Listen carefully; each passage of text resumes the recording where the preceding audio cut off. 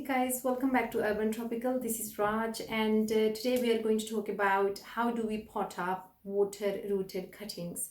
If you have done the soil cuttings, it's so easy because there is no change in the media, so it's just a straightforward. But when it's coming from water into soil, there is going to be a change for the plant. So I have got two plants here. I'm just going to pot one up. So this one I think can still do with a bit more rooting.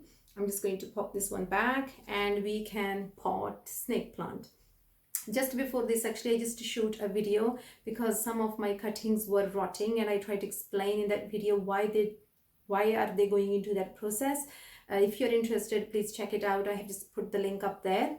So when we are going to plant now the water rooted cuttings, there are really two elements to think about. The first one is aeration. So when we have our plant in water, it has got a lot of aeration there. There is so much oxygen in there. So plant is breathing freely despite that we change the water quick enough. Or I tend to do it 2 to 3 times a week.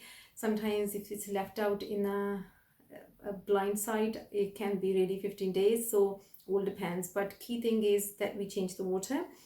So we have to mimic similar conditions. So I have got this just homemade compost which has a lot of aeration, and I have added worm castings in it as well, just to give a plant a head start, and it can take the nutrition it needs. It has NPK, it has iron, it has I think sulfate too, and it has calcium as well, and it's a neutral pH balance as well. So worm casting is quite awesome. I have added 1/4 of this total pot size, you see, so not a lot. So that's number one thing. Look for a soil which has a lot of aeration so that your plant is finding similar conditions to what it was growing. That's number one. Second, it was always been wet. So normally when we plant things up from the cuttings, we just think, okay, these plants, they like to, actually all these categories here, they like to be dry between waterings. But when we are planting from water into soil, that theory changes because it needs to be moist. So that means I cannot let this pot to be dry, and I can't have a water log at the same time. If I do have the water log, my plant will rot and it's going to die. And if I don't water it enough, it might take a bit longer to transplant, adjust, or it might die. I actually wouldn't know which one will happen.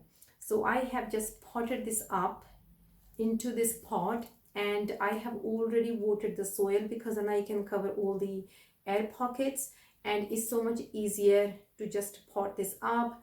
And I will make sure that I put it not in a highlight area. Again, I'm just trying to mimic what it was. It was on an east facing window which was getting really good light, and I'm going to do the same. Just put it there.